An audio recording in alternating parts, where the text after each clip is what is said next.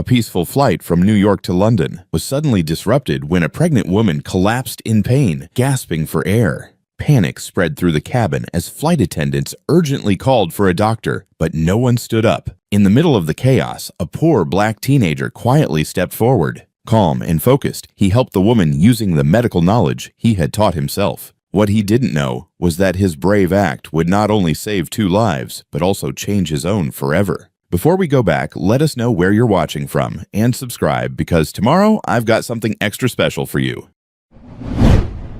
The taxi slowed to a reluctant stop outside Terminal 4 at JFK, its brakes whining under the gray New York morning. Inside, Aiden Kelly sat still for a moment, both hands pressed tightly against the straps of his weathered backpack. He was 17, tall and lean, with the sort of wiry build that came from running errands up and down apartment stairs and living on a modest diet. His hoodie had faded from black to charcoal years ago, and the edges of his jeans had begun to fray. Yet everything he wore was clean, carefully arranged, and worn with quiet pride. He didn't need anyone's approval, not today. Not when this trip meant everything. Still, he hesitated. The cab driver looked over his shoulder. "We're here, kid." "You all right?" Aiden nodded, though his stomach churned. He pulled out a folded stack of bills from his back pocket fingers, fumbling slightly as he counted out the exact fare. When he handed it over, his wallet was nearly empty. Only a single $20 bill remained folded neatly in the corner, the one his grandmother had insisted he take as emergency money, even though they both knew everything about this trip was already an emergency in slow motion.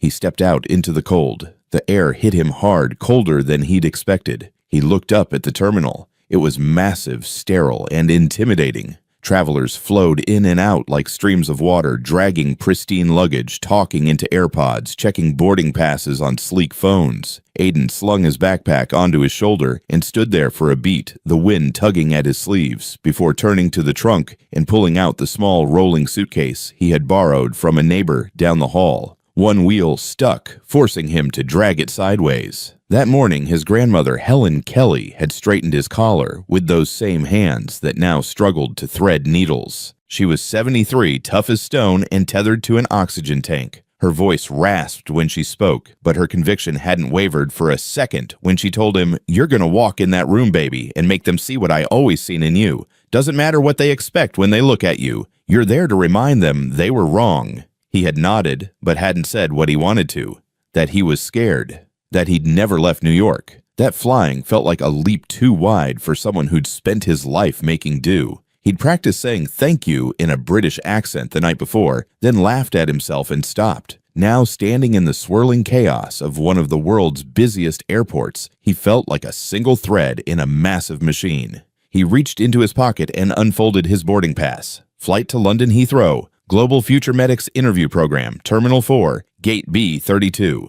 The words looked surreal on paper, more like something he'd forged than earned. But he had earned it through years of studying between caregiving shifts, memorizing medical texts, and learning to administer his grandmother's medications better than most nursing aides. His biology teacher had written in the recommendation letter, "Aiden Kelly is a once-in-a-generation talent." His understanding of human physiology is intuitive, practical, and born from lived necessity. The screech of expensive tires on pavement turned his head. Not far down the curb, a sleek black Bentley rolled to a stop, its paint glistening under the fluorescent airport lights. A suited driver emerged from the front seat and opened the passenger doors with practiced precision. First came a man in his late 50s, gray at the temples, crisp in a dark suit that seemed tailored to his every movement. His name, though Aiden didn't know it yet, was Justin Miller. The man stepped out with the casual confidence of someone used to being noticed. He glanced around not in suspicion, but in expectation, as if the world were a room that owed him eye contact. He said something over his shoulder, and then a woman followed, blonde, elegant, clearly pregnant. She held her belly as she stepped out, and her movements, while graceful, betrayed discomfort. She was around 40. Aiden guessed maybe a little older, but there was a poise about her that was unmistakable. Aiden's gaze dropped quickly, not wanting to seem like he was staring, though he had never seen anyone look quite like her in real life, only in magazines he never bought.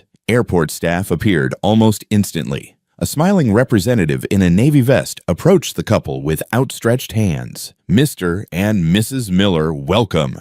We've arranged everything as requested. You'll be through security in no time." Aiden watched from a short distance, unnoticed, his rolling suitcase leaning against his knee. One world stepping out of luxury and into convenience, the other standing just outside the terminal trying to swallow the lump of resentment that rose quietly in his throat. He turned away, not bitter, but suddenly more aware than ever of the weight of his backpack and the tiredness in his legs. He joined the economy line, which wrapped around itself twice the people in it, bleary-eyed and impatient, dragging overstuffed carry-ons. No one greeted him. No one offered assistance. A security guard standing nearby seemed to look at him twice as he passed, following his steps, until Aiden pulled out his boarding pass and held it clearly in view the way his grandmother had taught him. "Make sure they see your purpose before they make up their own," she always said. The two lines, first class and everyone else, moved in parallel, never touching. Aiden glanced to the side and caught a glimpse of the Millers being escorted through a private lane, luggage taken for them, drinks already being offered on a silver tray. He didn't know their names, didn't know that in a matter of hours they would be locked in a life-or-death moment together. For now, they were just two people who had stepped out of a Bentley while he dragged a suitcase that needed to be lifted over every bump in the sidewalk. Still, he wasn't angry. He was used to this choreography of distance, this quiet sorting that happened in airports, classrooms, and office lobbies. As he cleared the first round of security, his bag was pulled for extra inspection. A TSA agent held up his asthma inhaler and asked questions with a tone that wasn't quite accusatory, but far from friendly. Aiden kept his voice calm, respectful the way Helen had trained him to speak to authority. "It's for my grandma, sir. I was holding it for her earlier and forgot it was in there." The man studied him for a beat, nodded once, and waved him through without apology. By the time he reached the gate, his shirt clung slightly to his back, and his legs felt heavier than before. He checked his boarding time and sat quietly by the window, watching the planes come and go. Across the terminal, Eugene Miller adjusted in her seat inside the first-class lounge, flipping through a pregnancy magazine as Justin scrolled on his phone. She shifted uncomfortably, pressing a hand to her side. "Braxton Hicks again," she murmured. Justin looked up quickly, his face tightening. "Are you sure it's not something else?" She smiled at him. "It's normal. Don't worry." He nodded, but his grip on the phone remained tight. He had spent a fortune on this trip, from the custom itinerary to the on-call medical staff in London. The baby was everything to them, especially after the losses. He wasn't taking chances. Neither of them saw the boy across the terminal, eyes focused on a stack of flashcards, silently repeating phrases like pulmonary embolism, shortness of breath, rapid heart rate, chest pain. Aiden flipped the next card and whispered, "Risk factors, pregnancy, immobility, genetic clotting disorders." He had no idea how close that knowledge would come to changing everything for all of them. The boarding call came over the loudspeaker with a calm finality, as if the gate agents knew exactly how much pressure it placed on the hearts of those listening. Aiden Kelly stood, shoulders squared, boarding pass gripped in one hand, and the other still tugging along the reluctant wheel of his suitcase. He got in line with the rest of economy, his back stiffening slightly as a woman behind him muttered under her breath about the delay, not quite loud enough to accuse him of anything directly, but clear enough to remind him he wasn't invisible. The line moved slowly. Gate B32 buzzed with the chaos of long-haul fatigue and travel stress, but Aiden kept his eyes forward focused, repeating quiet facts about blood circulation and respiratory function in his mind like prayer. On the same jet bridge several minutes earlier, Justin and Eugene Miller had boarded first. They had been ushered ahead of the crowd, their seats secured in the front of first class, where privacy walls and fully reclining pods promised a kind of flying experience most passengers would never see. Eugene, now beginning to feel the familiar ache in her lower back, had declined the pre-flight champagne but asked for sparkling water. Her husband remained on his phone, skimming through messages from his team in London, one hand lightly resting on her arm as a token of presence. She leaned back and closed her eyes. She had not slept well the night before, a constant tightness in her chest keeping her up, though she hadn't mentioned it. Justin had been anxious enough as it was. She didn't want to add to his stress. He was already talking again about having a doctor on standby in London should anything feel off. Aiden shuffled into his row, halfway through, boarding eyes scanning for seat 24B. It was the middle seat. Of course it was. He offered a quiet smile to the elderly woman by the window, already napping under a travel blanket, and nodded at the man in the aisle seat, who barely acknowledged him before planting both elbows firmly on the shared rests. The smell of cologne and airport food lingered in the cabin. Aiden tucked his backpack beneath the seat in front of him, careful not to let it brush against anyone else's belongings. He folded his arms and exhaled slowly. This was it. London. He had made it this far. 4 hours into the flight, the cabin had settled into that strange lull that comes only at 35,000 feet, where conversations slow, cabin lights dim, and time feels like it has been suspended. The engines hummed a steady backdrop as people adjusted pillows and drifted off. Aiden, however, remained awake. He couldn't sleep.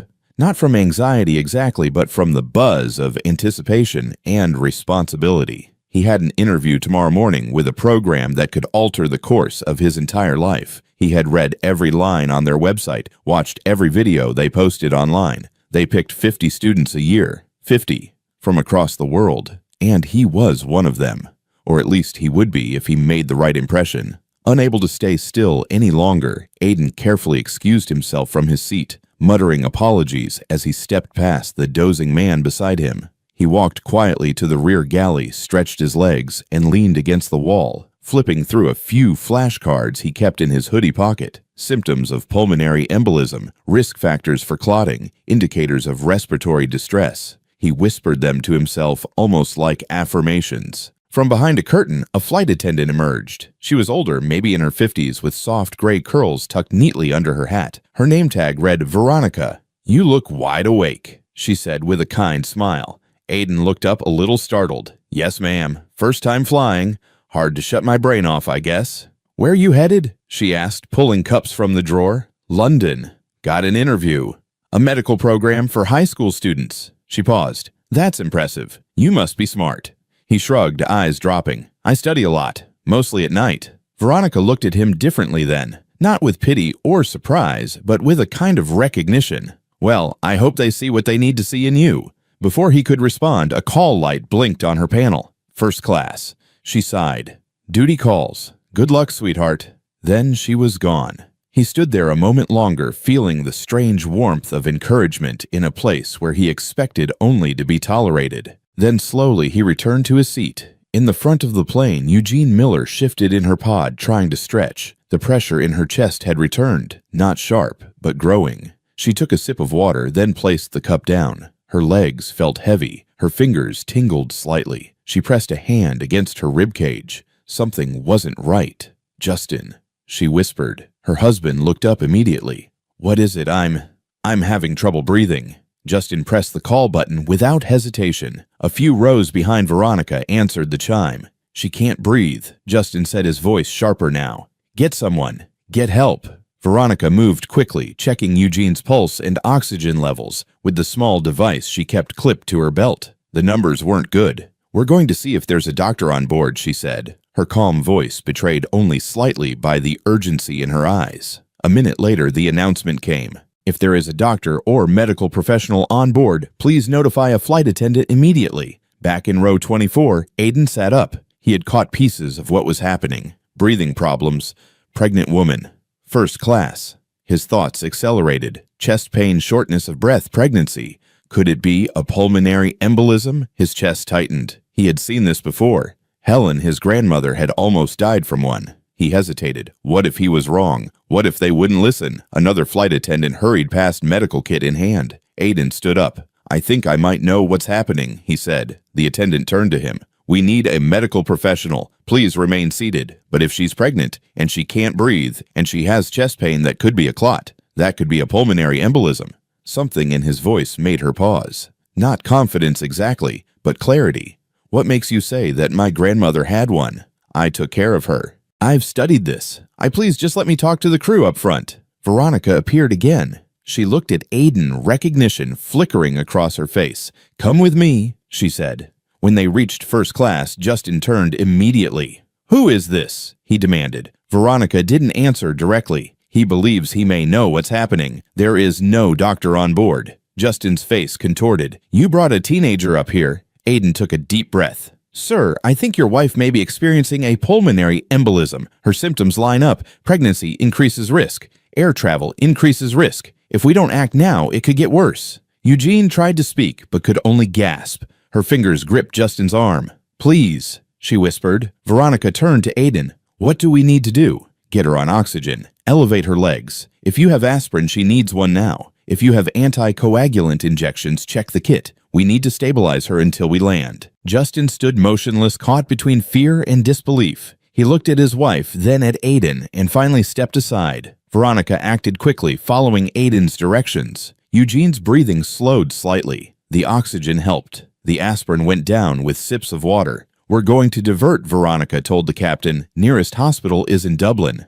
As the plane changed course over the Atlantic, silence hung in the cabin like a held breath. Aiden stayed close eyes on Eugene's chest, counting the rise and fall. Justin sat back pale, staring at the boy he hadn't wanted near his wife just moments ago. No one said thank you yet. No one called him brilliant or brave, but he had done what needed to be done. And for now, that was enough. The minutes after the flight changed course felt longer than the hours before it. The cabin lights had dimmed even further, and the low hum of the engines became a steady pulse against the pressure in the air. In first class, Aiden Kelly remained kneeling beside Eugene Miller, his hand steadying the oxygen mask that now covered her mouth and nose. He was focused, but not immune to the weight of what he was doing. His heart was racing. Every second that passed could shift the balance one way or the other, and he knew it. He watched the rise and fall of her chest, counted each breath, made sure they weren't becoming shallower. Her skin tone had improved slightly since they got her on oxygen, but the tightness in her chest hadn't gone away completely. Veronica hovered nearby, checking her pulse and glancing at the vitals again.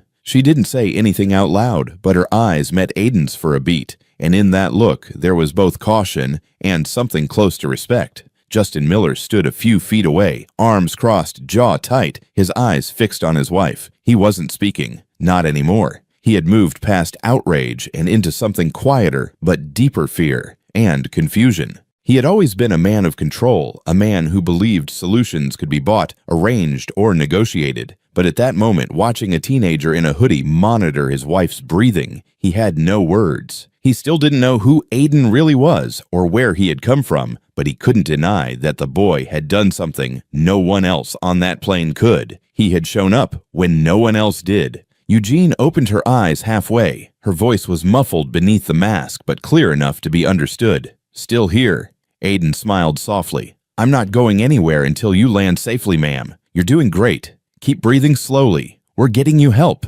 She nodded faintly, her fingers tightening slightly around the blanket. Justin stepped closer. "Is she stable?" Aiden turned to him, voice calm but honest. "She's better, but we can't say stable yet. The oxygen is helping, but if it's a clot, the real risk is whether it moves. That's why we need to get her to a hospital fast." Justin looked at him long and hard, as if searching for something hidden beneath the surface. His gaze traveled from Aiden's eyes to the frayed edges of his hoodie, the tired curve of his shoulders, the scuffed sneakers. Finally, he asked more quietly this time, "How do you know all this?" Aiden didn't look away. "My grandmother. She has COPD heart failure, and she had a pulmonary embolism last year. I've been taking care of her for 3 years. I read medical guides, I shadowed nurses when I could, I watched how they treated her, and I learned. Not from textbooks, though, I've read plenty of those too. From necessity." Justin exhaled through his nose, a long, conflicted sound. He didn't respond. Not with gratitude, not with apology, just silence. Veronica moved to the cockpit again to confirm their emergency landing route. They would reach Dublin in under 40 minutes.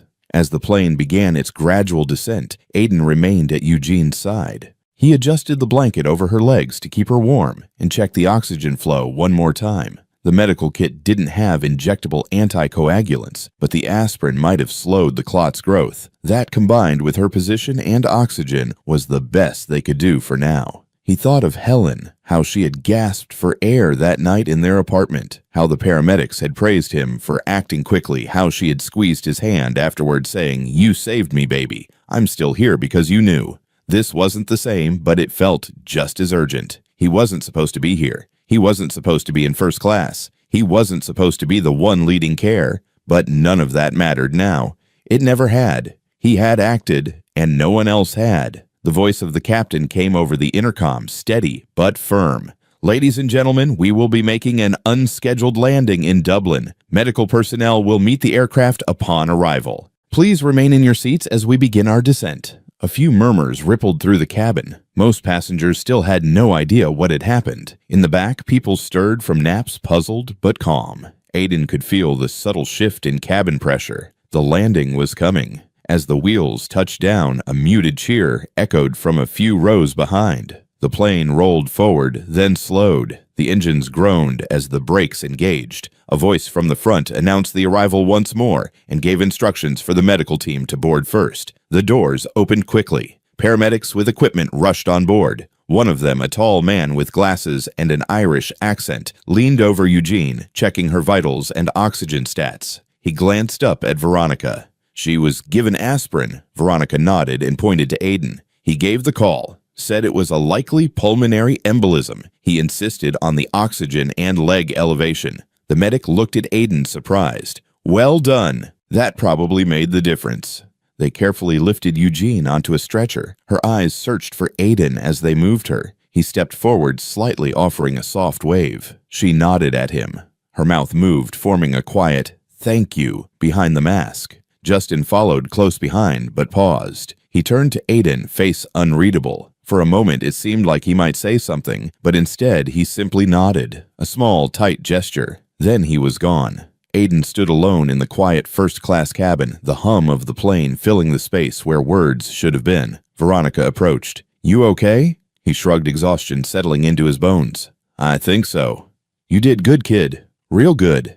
Aiden didn't answer. He just looked down at his hands, the same hands that had held his grandmother's oxygen tube, the same hands that had steadied Eugene's mask. They were shaking now, not from fear, but from the sheer weight of it all. He returned to his seat in economy as passengers began to disembark. No one else said anything. No one clapped. No one pointed him out. He was just another face, another kid in the middle row, quietly packing up his bag. But something had changed, and soon that change would spread far beyond this flight. The hallway outside the emergency ward was stark quiet and bathed in a sterile white glow that made everything feel suspended, like time had decided to hold its breath. Aiden Kelly sat alone at one end of the waiting room, his back straight, despite the exhaustion weighing down on his shoulders. His hoodie, still damp from the cold Dublin air, clung to him like second skin. His hands were clasped together between his knees, fingers still slightly trembling from the adrenaline that had only recently begun to fade. Across from him, separated by a few vacant seats and a silence neither had dared to cross, yet sat Justin Miller. He looked nothing like the powerful executive who had stepped out of the Bentley that morning. The confidence was gone. His suit jacket lay folded on the chair beside him, his tie loosened, top button undone. In his hands, he held a paper cup of vending machine coffee that had gone cold long ago. He wasn't drinking it. He was just holding it like he needed something to do with his hands. Neither of them had spoken since the paramedics wheeled Eugene behind the double doors. It had been over an hour. A nurse had emerged twice with brief updates. She was stable. She was being closely monitored. They were administering blood thinners and running scans. The first time, Justin had simply nodded. The second time, he had asked quietly whether the baby was okay. The nurse had said the fetal heartbeat was strong. He hadn't spoken since. Now he stared into the cup, as if trying to find answers inside it. Aiden glanced over at him, then looked away. There was a weight to the air between them, something unspoken that neither of them seemed ready to confront. But it was Justin who finally broke the silence. "You should get some sleep," he said, his voice rough low. Not unfriendly, just tired. Aiden shook his head without looking at him. "I'd like to stay, just to know she's really okay." Justin nodded more to himself than to Aiden. He leaned back in the plastic chair, eyes drifting up toward the ceiling before he spoke again. "You said you were headed to London. What for exactly?" Aiden hesitated, then turned slightly to face him. His voice was calm, but there was a firmness behind it. "Interview, Global Future Medics. They pick high school students who want to become doctors. Only 50 get selected every year." Justin looked over at him the first time really seeing him, not just noticing him. "And you got an interview?" Aiden nodded. "I had to submit essays, transcripts, recommendations. My AP bio teacher wrote that I had an instinct for diagnosis that can't be taught. I think he just meant I paid attention when no one else did." Justin was quiet. Then, almost reluctantly, he asked, "Was it today?" "This morning," Aiden said, eyes steady. "I missed it." There was a pause, long and heavy. Justin didn't speak right away. His jaw clenched once, then relaxed. He looked back down at his coffee. "You missed it because of us." Aiden shrugged, though the gesture carried weight. Someone needed help. "My grandmother always says, you do what's right, even if no one claps." Justin let out a breath that was not quite a laugh. "She sounds like a smart woman." Aiden smiled faintly. "She is. Taught me everything. She's why I want to be a doctor." Justin tilted his head. "She the one you mentioned on the plane? The one who had the same condition?" "Yeah," Aiden said, his voice softening. "She's 73. COPD. Heart failure. Arthritis. We live in a 5th floor walk-up. Elevator's been broken since December." Justin looked down ashamed suddenly of the way he had first looked at this boy. He hadn't asked himself once what it meant for a teenager to know how to recognize a pulmonary embolism, let alone act on it under pressure. He had simply assumed wrong. "And your mother?" he asked carefully. Aiden's expression changed slightly. There was grief there, but it was held with strength. "She passed 3 years ago. Breast cancer.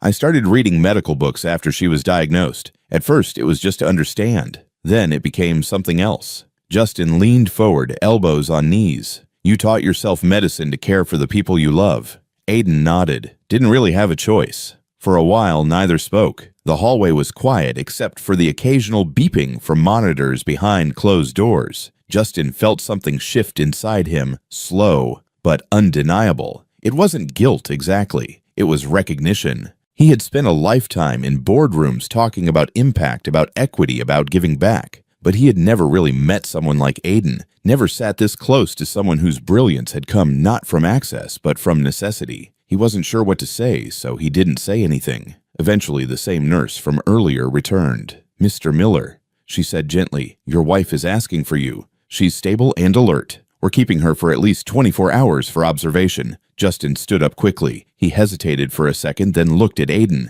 "She's asking for you too." Aiden blinked surprised. Then he stood and followed. They walked side by side down the hall, neither speaking. Inside the private room, Eugene lay in a hospital bed, pale, but clearly stronger. Her eyes lit up when she saw them. "My heroes," she said, her voice hoarse but warm. Justin stepped forward and took her hand. "You scared me," he said. "I scared myself," she replied, then turned to Aiden. "They told me what you did, that you knew before anyone else. Thank you, Aiden, from the bottom of my heart." Aiden lowered his gaze, embarrassed by the attention. "I just did what I could." Eugene reached out a hand, and after a moment, Aiden took it. "What you did may have saved 2 lives, she said, placing her other hand on her belly. "Never let anyone tell you it wasn't enough." The room was quiet. For the first time since the flight, there was not tension, not fear, but something gentler. Gratitude, humanity. Justin watched this exchange, feeling the weight of every moment since the first time he had seen Aiden standing in the aisle of that plane. He saw not a boy in a hoodie, but a young man with resolve, intelligence, and a level of grace that had humbled him.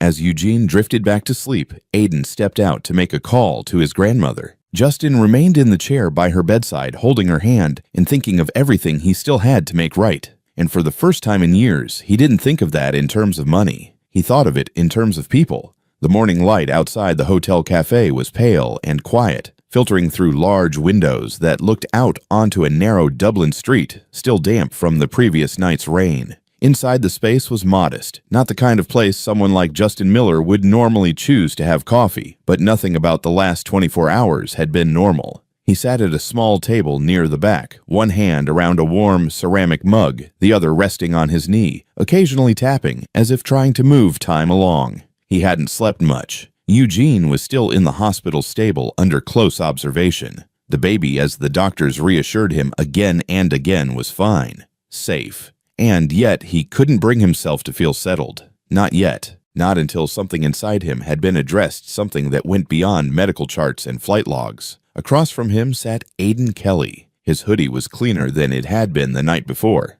Someone from the hotel must have helped him wash it, but it still held the same shape, the same weight, as if it carried more than fabric. He sat upright, polite, but not stiff, and accepted the coffee Justin had ordered for him with a nod and a quiet thank you. He had not asked for this meeting. Justin had. And Aiden had shown up not because he was obligated, but because something in him respected closure. For a few minutes, they sat in silence, sipping. The air between them was not tense exactly. It was measured like two people trying to figure out how to begin a conversation that neither of them had ever imagined having. Justin was the one who finally broke the quiet. His voice was low, almost unsure which was unusual for him. "You saved my wife's life, Aiden, and my child's. I can't stop thinking about that. I keep asking myself what would have happened if you weren't on that plane. I keep coming back to the same question. What do I do now? What do I do with that?" Aiden looked at him, not surprised by the question, but cautious in how he approached it. He took a slow breath before answering. "I think you start by listening." Justin nodded, not defensively, but genuinely. "Okay, I'm listening." Aiden placed his hands on the table, fingers laced. His voice remained calm, clear. "My grandmother has COPD, heart failure, arthritis. She lives on the 5th floor of a building where the elevator hasn't worked in months. She hasn't been outside in weeks because I haven't been there to carry her down. When she has flare-ups, we go to a clinic that's always full. Sometimes they cancel on her. Sometimes they just don't take her at all because her insurance doesn't cover enough. I've had to argue with pharmacy techs just to get her medication on time. I've watched neighbors get sick and never recover because they didn't catch something early enough. Not because they didn't care, because no one cared enough about them." Justin listened closely. He wasn't fidgeting. He wasn't checking his watch. He was fully present. Aiden continued his tone, never angry, but never soft. "I'm not telling you this to make you feel guilty. I'm telling you because people like my grandmother don't get to sit across from people like you. They don't get to ask for things. They get told what they're worth by systems they can't change. And they live with that, day in and day out." Justin's brow furrowed. His hand tightened around the mug. "What happened to your interview?" Aiden gave a small shrug. "I missed it. That program was my shot at a full scholarship. They said there might be other opportunities in the future, but I age out next year. That was my one chance." The weight of those words hung in the air. Justin felt it in his chest, not as a blow, but as a shift, a realignment of how he saw the world and his place in it. "You could have walked away," he said after a moment. "You could have stayed in your seat, and no one would have blamed you. You gave that up for someone you didn't even know." Aiden looked down, then back up. "Some things matter more. I did what I hoped someone would have done if it were my grandmother on that plane." Justin leaned forward. His voice, when he spoke again, was steadier. "So what can I do? I don't just mean a donation. I mean really do. What do you want from me?"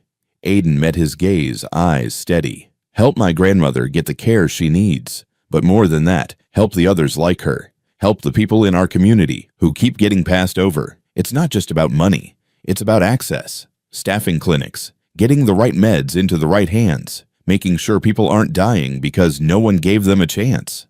Justin nodded slowly. "I can do that. I have a foundation. I know people. We can build something." Aiden tilted his head, thoughtful. "That's a start. But if you want to do this right, it can't just be about writing checks. It needs to be shaped by the people it's for. Not from the outside, from the inside." Justin was quiet. Then he extended his hand. "Would you help me build it? Would you help design something real, something that works for your neighborhood and maybe beyond that?" Aiden looked at the hand for a long moment, not suspiciously, just thoughtfully. Then he reached out and shook it. "I will. But it has to be more than just good intentions. It has to last longer than headlines." Justin smiled for the first time that day. "Understood."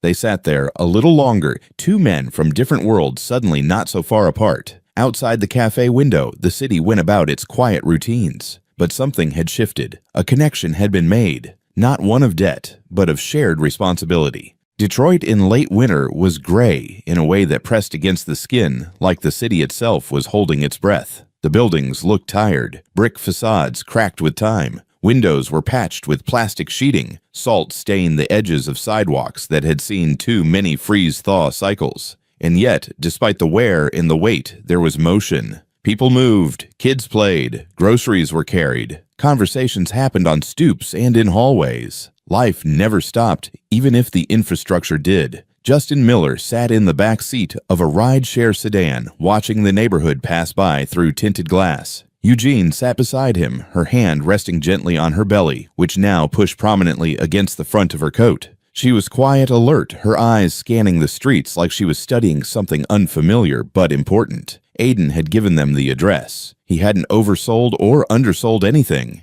He simply said, "You'll see." The car turned onto a side street where the pavement buckled at the curb. The building in front of them stood 5 stories tall, its paint long since faded to a dull beige window, grates rusting in spots. A hand-lettered sign taped to the front door read, "Elevator out of service. Use stairs." Justin stared up at the building, then back at the door, then up again, as if trying to reconcile this place with the young man who had sat across from him in Dublin only days ago. He stepped out, holding the door for Eugene, who took his arm carefully, her movements slower, now her center of gravity shifted by the pregnancy. Aiden appeared at the front entrance, a canvas tote bag in one hand, the other holding the door open. He wore a plain white button-down and dark jeans, nothing fancy, but everything was clean, pressed, deliberate. "5th floor," he said. "Sorry about the stairs. We tried to get it fixed, but it's been like this since December."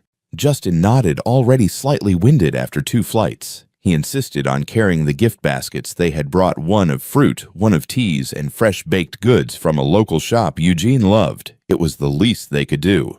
Aiden led the way, glancing back every so often to make sure Eugene was okay. She took her time, stopping to rest every landing.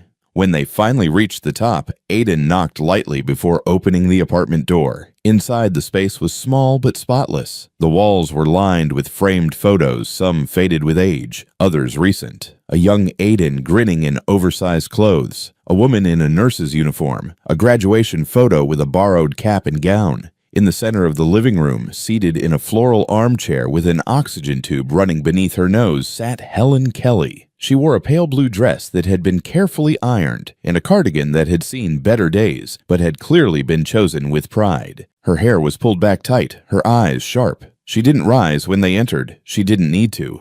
"So," she said, her voice low but firm, "these are your airplane people." Eugene offered a smile. "It's lovely to meet you, Mrs. Kelly. Thank you for having us." Helen looked her over, then Justin. Her gaze lingered a little longer on him. Not hostile, just curious, measuring. "Come in. Don't let all the heat out. Set those things on the table."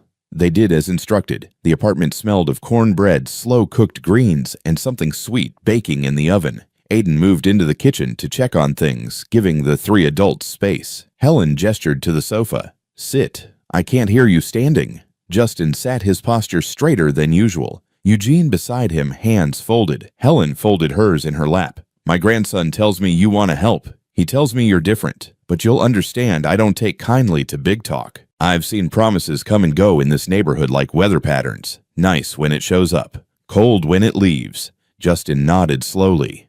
"I don't blame you for being skeptical. I would be too." Helen tilted her head. "You a businessman?" "Yes, ma'am." "Then I know you understand leverage. Trust takes more than good intentions." Eugene spoke gently. "We didn't come to make a pitch. We came to say thank you, and to listen."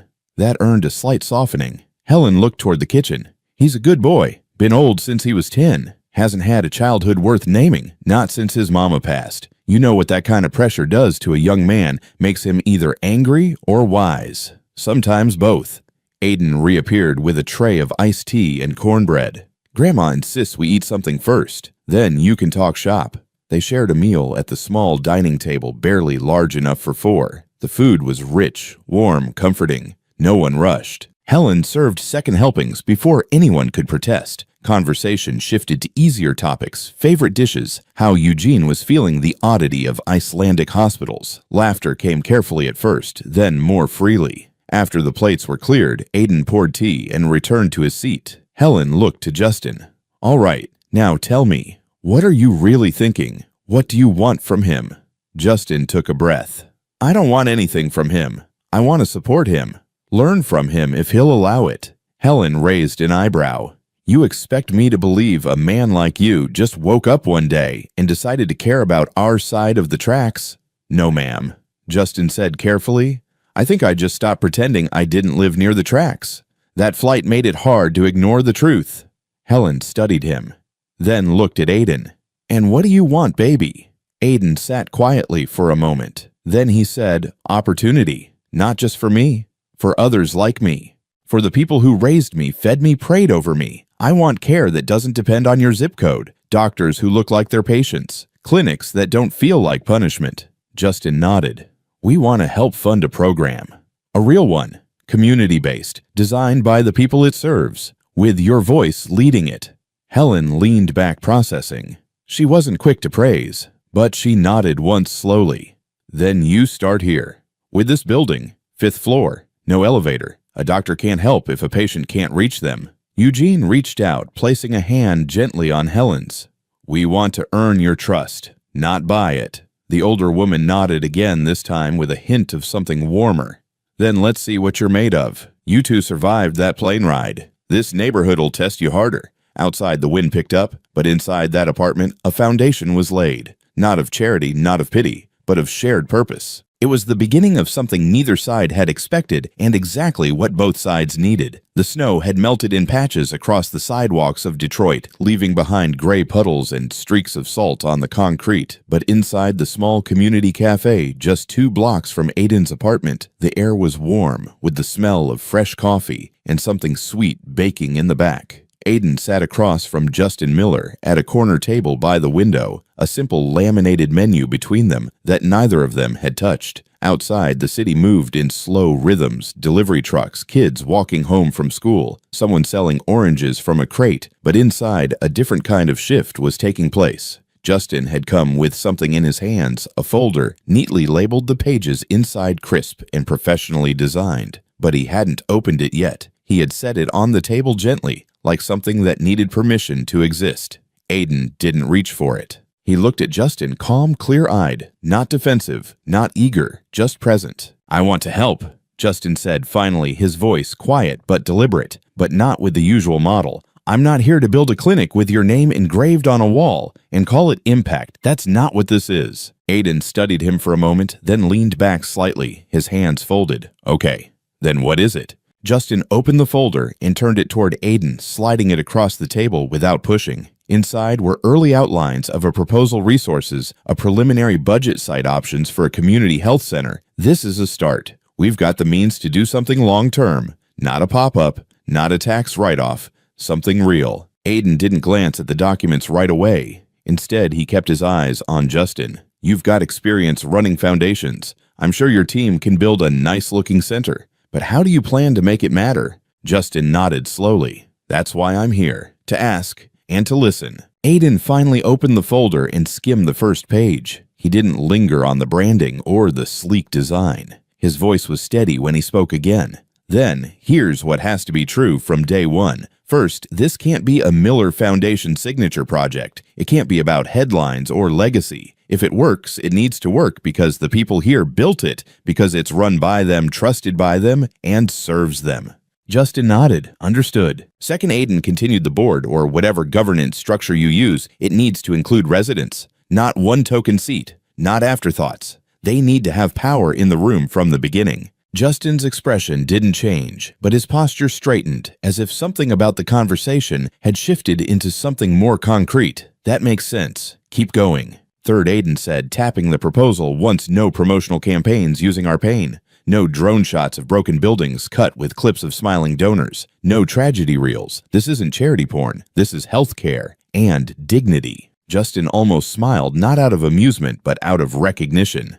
You've thought about this. I've lived this, Aiden replied, and I'm not the only one. They sat in silence for a moment as the server refilled their coffee. Aiden thanked her quietly, then added, Fourth, you want this center to make a real difference. Then hire people who don't have to Google what it's like to grow up here. Get doctors who live in the zip code, or at least who understand it. Train medical students from the neighborhood. And don't just open doors, make sure those doors stay open. Hours that match when people actually need help. Languages people speak. Services people trust. Justin stirred his coffee, slowly letting the words settle. All of that is doable. Necessary even. And finally, Aiden said, his tone softening, but not losing any edge this place has to outlast the buzz. No one needs another ribbon-cutting ceremony. We need a system that stays when the spotlight moves on.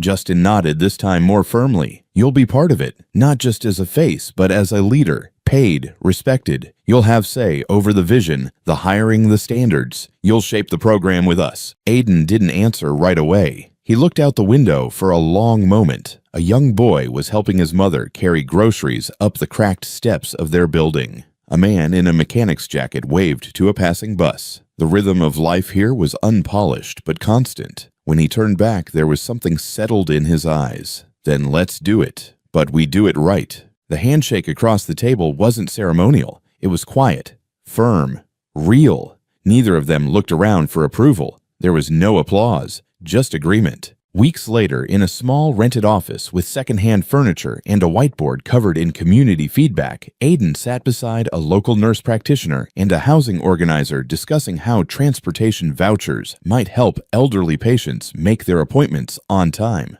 Across town, in a private room with soft lighting, Eugene held her newborn daughter, Casper Helen Miller, wrapped in a pale yellow blanket hand-sewn by Helen herself. Eugene had insisted on naming her for the two women who had changed her life, the one who gave her strength and the one who raised the boy who gave her hope. Later that month, the Millers and Aiden sat together in a community town hall, not at the front, but among the people. Residents asked questions, gave ideas, voiced doubts. Aiden translated jargon into plain language, made space for every voice, and reminded everyone that this was theirs, not a favor, a right. As the meeting closed, Justin leaned toward Aiden and said quietly, "I've spent decades thinking I understood how to build things, but I've never been part of something that feels this honest." Aiden looked at him, then at Eugene holding their daughter, then at Helen nodding slowly in the back of the room. "That's because this time it isn't about control, it's about commitment." And as the lights dimmed and chairs were stacked and the city outside returned to its usual beat, there was a feeling not of resolution, but of beginning.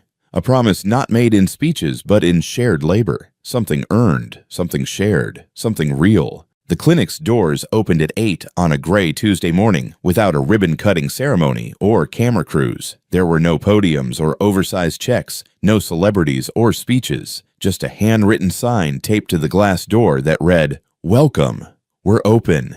Come in." Inside, the space smelled faintly of fresh paint and brewed coffee, the kind poured into mismatched mugs that staff had brought from home. Aiden stood at the intake desk, clipboard in hand, checking over the day's appointments. He wore a navy blue button-down shirt and dark chinos, both ironed with quiet care. His ID badge, hanging from a simple lanyard, read Aiden Kelly, Community Health Coordinator. The title hadn't come with fanfare. He hadn't asked for one, but someone had typed it up, and it felt right enough. The first patient of the day was a woman in her 70s with tired eyes and a thick file of papers she'd been carrying between clinics for years. She had Medicare, but not the kind most private doctors accepted, and she hadn't had a full checkup in over 4 years. Her daughter had driven her from 2 neighborhoods over because someone at the corner store had mentioned the new clinic didn't turn anyone away. Aiden greeted her by name, asked if she needed water, helped her fill out the simple intake form. No questions about income, citizenship, or insurance tiers, just symptoms, medical history, and what she hoped to get out of today's visit. By 9, the waiting room was full. At 11:30, a young girl came in with her mother, both speaking hesitant English. They'd recently moved from Guatemala and had been turned away from another clinic the week before because they lacked documentation. Here, the receptionist, born in the neighborhood and fluent in Spanish, welcomed them, translated with ease, and scheduled a pediatric checkup for the girl within the hour. Aiden passed by, offered a smile to the child, and explained to her mother that the visit would be covered by the clinic's general fund. No one asked her to prove anything. In the staff kitchen between patient intakes, Aiden poured himself a glass of water and took a breath. The pace was fast but steady. Volunteers were showing up on time. Medical residents from the local university had arrived with sleeves rolled and stethoscopes ready. The nurse practitioner, a woman in her 50s named Denise, moved between rooms with calm precision. At a small desk, a teenager from the neighborhood was helping an elderly man navigate the online patient portal. Every interaction felt deliberate, like a thread being sewn into something meant to last. That evening, after the last patient left and the exam rooms were cleaned, the core team gathered in the back meeting space, formerly a storage room, now equipped with a whiteboard and a coffee pot. Justin was there, as was Eugene, along with 3 community leaders and Aiden. The agenda was simple: review the week, troubleshoot early issues, and prepare for an upcoming site visit from a potential donor group. That's when Justin suggested a modest plaque on the exterior wall, naming the Miller Foundation among the founding supporters. His tone was calm, his words measured. He said it might help bring in additional support. There was a pause. Then one of the older residents, Miss Clara, who ran the community garden nearby, spoke slowly but firmly. "I'm grateful for what you helped us build. We all are. But we fought for years to get our own name on something. Let us keep it. Let us own this the way it was meant to be owned." Aiden didn't say much in that moment. He just looked at Justin, who was already nodding before Aiden could open his mouth. "I hear you," Justin said quietly. "We'll leave it as is." The next day, a new doctor joined the team. He was young, smart, and credentialed, came from a well-known hospital in the suburbs, and had volunteered to do rotations once a week. On paper, he was a perfect addition. But by mid-morning, Aiden had noticed something. The doctor was asking certain patients more invasive questions than others. He had requested a urine drug screen for a middle-aged black man with back pain, but hadn't made the same suggestion for a white woman complaining of identical symptoms. He spoke slowly, overly deliberately to non-English speakers, even when translators were present. Nothing overt, just enough. At the end of his shift, Aiden approached him in the hallway near the coat rack. "Can I give you a quick note before you head out?" he asked. The doctor nodded, casual, oblivious. Aiden looked him in the eye. "In this building, we treat symptoms, not assumptions." The doctor blinked. "Excuse me," Aiden didn't repeat himself. He didn't need to. After a beat, the doctor nodded, muttered something about needing to be more careful, and left. The message had landed. That night, Aiden walked the quiet halls of the clinic. He passed the empty waiting room, the still warm intake desk, the locked pharmacy cabinet. He paused by the glass door and looked out at the street. Snow had started falling again, just light flurries, no wind. He thought about his grandmother, asleep, upstairs oxygen machine humming. He thought about the girl from Guatemala, about the man who hadn't had his back pain relieved, about the kid helping patients register, about what it took to make a space like this not just possible, but permanent. The building wasn't big, the budget was tight, the world outside was still loud with inequality. But inside these walls, something had shifted. This was no longer an idea. It was a place, a practice, a beginning worth protecting. Aiden turned off the lobby lights and locked the door behind him. Tomorrow, they'd do it all again. By the end of its third month, the clinic had become more than a place people came to for care. It had become a rhythm in the neighborhood, a kind of steady pulse. Kids walked past it on their way to school, waving through the glass. Seniors gathered at the corner outside after their appointments, talking recipes and rent. For a stretch of blocks that had gone ignored for decades, it felt like someone had turned the volume back on.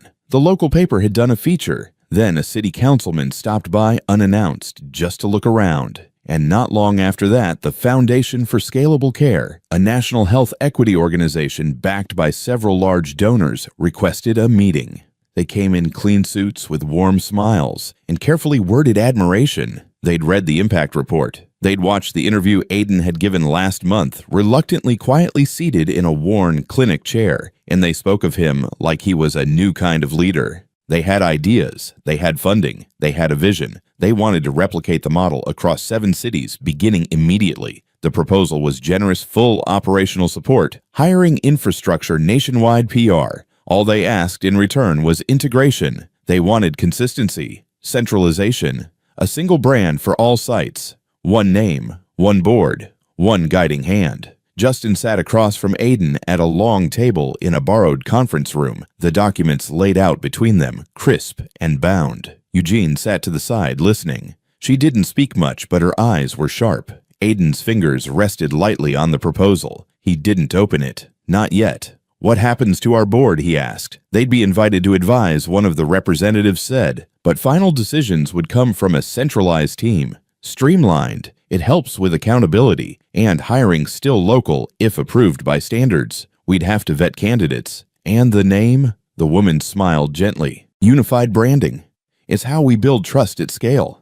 Aiden didn't smile back. He sat still for several seconds, then quietly pushed the folder an inch forward. "We'll think about it." That evening, word had already begun to circulate. Someone from the clinic had seen the visitors arrive in their black car, wearing badges, carrying thick briefcases. Rumors spread fast. By the end of the week, a town hall was called. The meeting room above the library filled to capacity. Folding chairs squeaked under shifting weight. There was no microphone, but no one needed one. Clara, the woman who tended the community garden and helped organize blood pressure screenings every Friday, stood first. Her voice was steady. "We built this," she said, looking at Aiden, then at Justin. "Not just with money, with sweat, with mistakes, with compromise. And now, folks who never saw us want to own what they ignored." A younger volunteer, a nursing student who handled scheduling, spoke next. "If the board moves to New York, will they know that Mrs. Daniels doesn't do mornings? Will they understand that some of our patients need reminders in person, not by email?"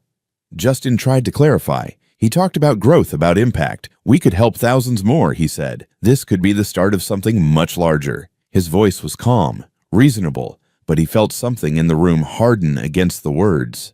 People weren't angry, not yet. They were hurt, defensive, protective. Aiden said little during the meeting. He watched, listened, took notes, not on a laptop, but in a narrow notebook he always kept in his back pocket. After the meeting ended and the chairs were stacked, he stood quietly outside, jacket zipped to the chin. Snow had started again, the kind that melted when it touched the ground. Eugene came out beside him, arms folded, her breath fogging the air. "They're scared," she said. "They should be," Aiden replied. "So am I." Later that week, he found Helen in her usual chair, a blanket over her lap, her oxygen steady. He sat across from her, elbows on his knees. He didn't explain everything. He didn't need to. "They want to expand," he said. "I heard," she said. "They want to change the name, the board, maybe the values." Helen didn't blink. "Then don't let them." He nodded slowly, frustrated. "But what if this is the only way to reach more people?" Helen leaned forward just enough for the blanket to slip slightly. "Then make sure they're reaching the right thing. Don't protect the model, protect the purpose."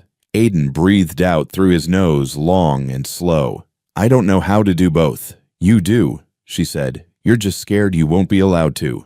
That night, Aiden stayed late at the clinic. He stood alone in the intake office, the light overhead buzzing faintly. He pulled out a fresh sheet of paper and started to write, not a press release, not a policy memo, but a framework, a set of guiding principles. It was simple. No community-owned model could be reproduced unless the community defined it. Any expansion must preserve local leadership resident boards' non-conditional care. Any doctor who worked under the name must undergo training in lived context care. No name changes, no marketing built on poverty, no statistics without stories. It wasn't a rejection of growth. It was a blueprint for meaningful growth. When he met with Justin the next morning, Aiden handed over the document. "If they agree to this," he said, "I'll help scale it. If not, we keep doing what we're doing."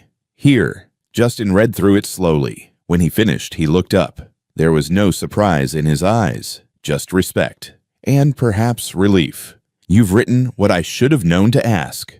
"We all learn," Aiden said, "even the ones who taught themselves." Later that week, the Foundation for Scalable Care declined the terms. The funding didn't come. The name didn't change. The clinic stayed as it was, and somehow that felt like progress, because what they had built wasn't built for sale. It was built to last. The air was still cold, but spring had begun pushing through the edges of the neighborhood, small bursts of green between cracked sidewalks, the return of birdsong in the early morning. Inside the clinic, the thermostat ticked softly, the buzz of a coffee maker echoed down the hallway, and light spilled through the front windows, warming the floor tiles near the reception desk. It had been nearly a year since the clinic opened its doors, and nothing about it felt new anymore, but that wasn't a loss. It was something closer to belonging. The novelty had given way to routine, and routine meant it had survived. Not because of press, not because of outside funding, but because people kept showing up. On a Tuesday morning, like any other, the waiting room filled with familiar rhythms. Clara checked in 2 seniors and waved at the third before he reached the counter. A nurse practitioner adjusted her schedule because one of her patients had transportation issues and couldn't make the morning slot.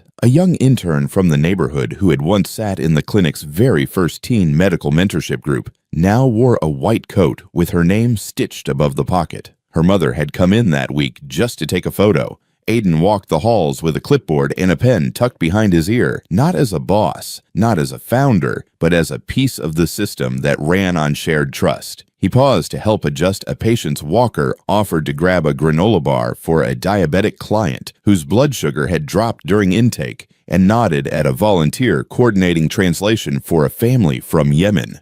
No one stopped him for praise. No one followed him with cameras. That was the point. He had become so familiar in the landscape of the clinic that no one asked what he did anymore. He just did it. In a small room off the main corridor, a regular weekly meeting was underway. Not a press event. Just a group of local leaders, patient staff, and volunteers gathered to assess the week's flow and plan ahead. Eugene sat near the back holding Casper, now a wide-eyed baby, who made everyone smile even on the longest days. Justin stood to the side tapping notes on a shared screen but offering no speeches. He had learned over time when to talk and when not to. Today he chose not to. A staff member presented an idea to host a mobile vaccination clinic for nearby housing units. Another offered insight about medication availability after Medicaid changes. A high school student brought up an issue with internet access at home, impacting appointment reminders. Every voice was given space. Every voice mattered.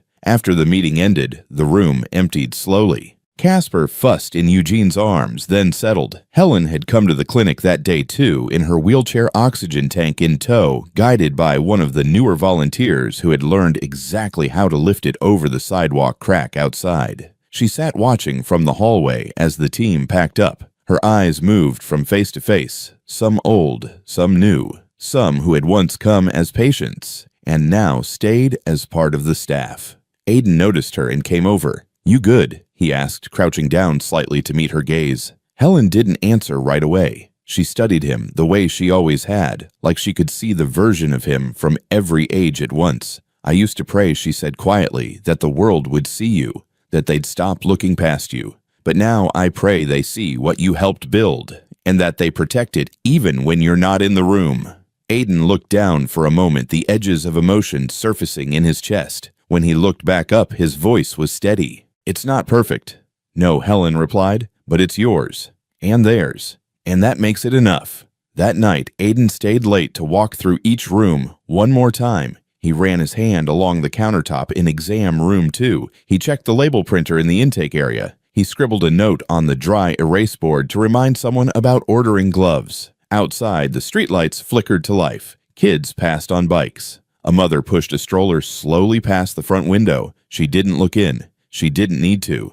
In the back office, a binder sat on the shelf labeled with bold black letters, Community Protocols Non-Negotiables. It contained every lesson learned, every boundary set, every piece of hard-earned policy that made this place what it was. No data dashboards, no marketing plans, just agreements. A framework born not from whiteboards, but from listening over time to what people needed and who they wanted to become. There had been no miracle, no overnight turnaround. No dramatic transformation, just people making small, right choices day after day until they added up to something that could stand on its own. That was the story no one told often enough, that the real work wasn't shiny. It was persistent, patient, personal. As Aiden locked the front door, he glanced once more at the name painted above the entrance. It hadn't changed. No corporation had claimed it. No politician had rebranded it. It said only what it needed to say. "Welcome. We're here. Come in."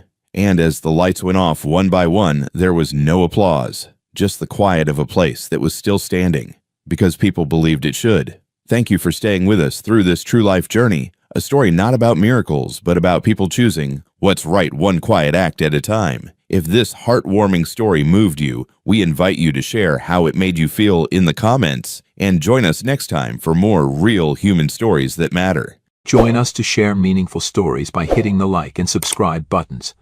Don't forget to turn on the notification bell to start your day with profound lessons and heartfelt empathy.